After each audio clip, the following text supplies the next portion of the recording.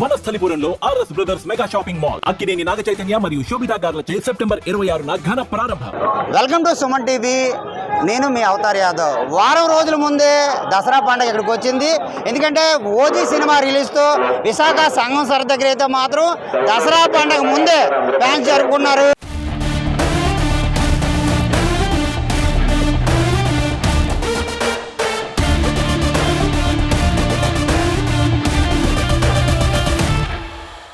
ప్రస్తుతం అయితే మనం సంఘసర్ థియేటర్ దగ్గర ఉన్నాము. ఫ్యాన్స్ మనతో ఉన్నారు.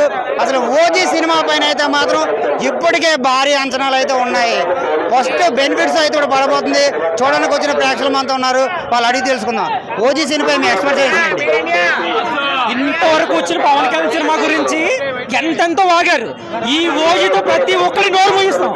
ఈ ఓజీతో ప్రతి ఒక్కరికి నోరు మూయిస్తాం. OG industry blockbuster hit అంతే.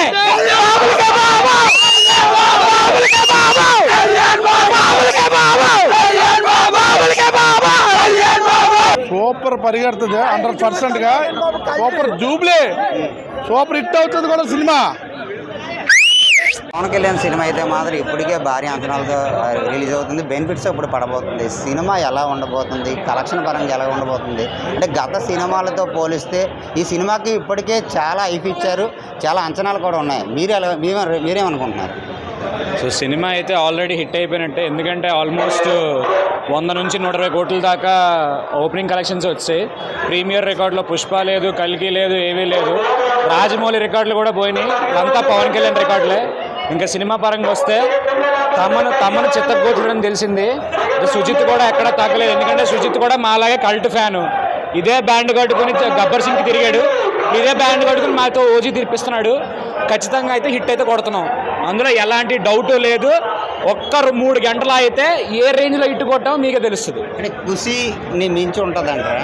ఖుషీకి సంబంధం లేదు. ఖుషీ అనేది 1%. ఓజీ అనేది 200% ఉంటుంది. ఓజీ విషయం అసలు తగ్గేదే లేదు.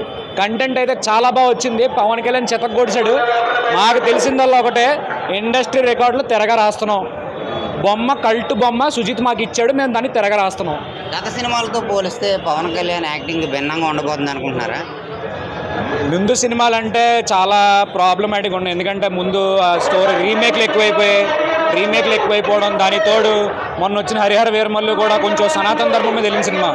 ఈ సినిమా వచ్చామా, కాల్చామా, చంపామా, రిపీట్ అంతే. పవన్ కళ్యాణ్ ఏ సినిమా తీస్తే పవన్ కళ్యాణ్ వేబచ్చంగా చూస్తారో జనాలు, అదే సినిమా పవన్ కళ్యాణ్ ఈరోజు తీశాడు. ఏ మాత్రం తగ్గనివ్వము. మీరు చెప్పండి, ఎలా ఉండబోతుంది అంటే?